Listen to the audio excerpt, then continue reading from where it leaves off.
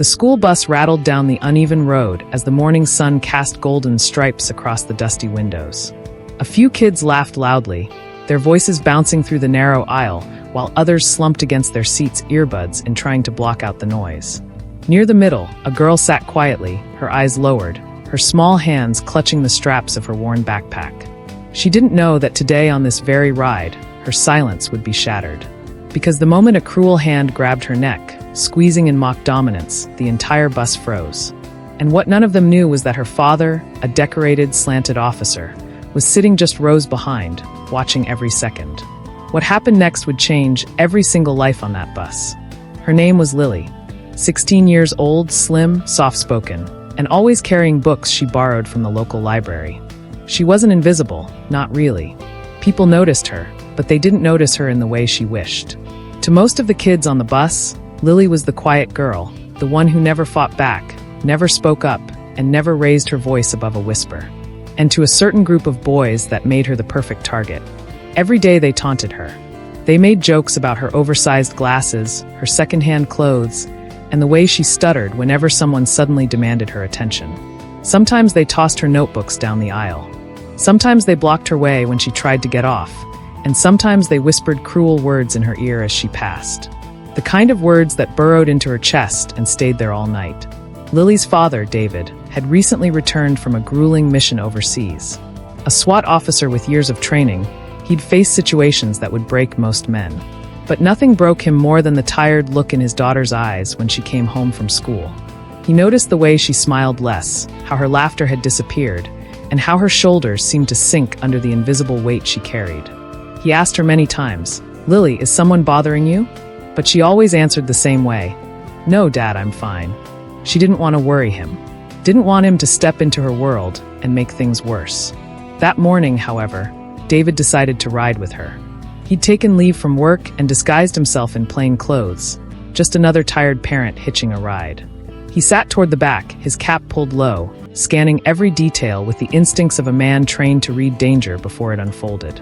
The bullies didn't notice him at first. They noticed Lily, though, like they always did. One boy taller than the rest, with a cocky grin plastered across his face, strutted down the aisle. His friends chuckled behind him. He stopped at Lily's seat, blocking the light streaming in through the window. She shrank slightly, pulling her backpack tighter. "Morning, mouse." He sneered, still too scared to say anything. His friend snickered. He leaned closer. "What if I made you talk?" Before she could react, his hand shot out and wrapped around her neck. Not tightly, but firm enough to make her gasp. Her eyes widened in panic. She froze the same way she always froze, heart hammering in her chest. The bus went quiet. Kids whispering, waiting, some amused, some horrified. But David saw everything. His training told him to act fast. But his heart told him to wait. He wanted to see how far they would go, to witness what his daughter had been enduring. His jaw clenched, muscles coiled like a spring. And then it happened. The boy squeezed harder, and Lily's books slipped from her lap, scattering onto the dirty floor. A faint whimper escaped her throat. That sound was enough. David stood, his shadow stretched long down the aisle. The bus driver glanced in the mirror, startled by the sudden movement. The bullies turned, and for the first time, fear flickered in their eyes. "Let go of her."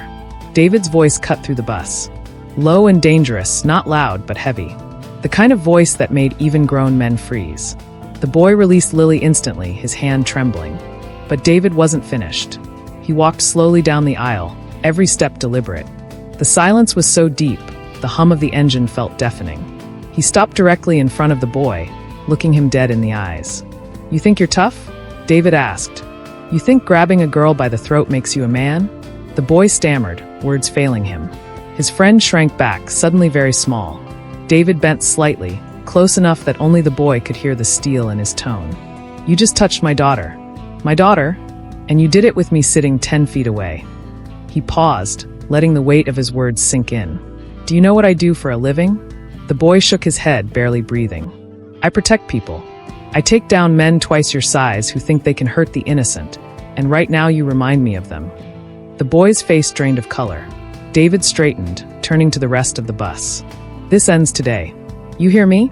Every single one of you who laughed, who watched, who did nothing, you're part of the problem, but you'll also be part of the solution, because after today, things will change. My daughter will walk onto this bus with her head held high, and no one will ever put their hands on her again." The bus was silent. The boy lowered his head ashamed. Lily sat frozen, and her heart racing, tears brimming in her eyes. Not from fear, but from something else. Relief, she shaped why too. The bus ride ended in silence. The bullies slunk away, avoiding Lily's gaze. When she stepped off, her father stayed close, his presence steady and unshakable. She whispered, "Dad, you didn't have to." "Yes, I did." And if you like this video, kindly thumbs up and thanks for watching, and see you in the next video.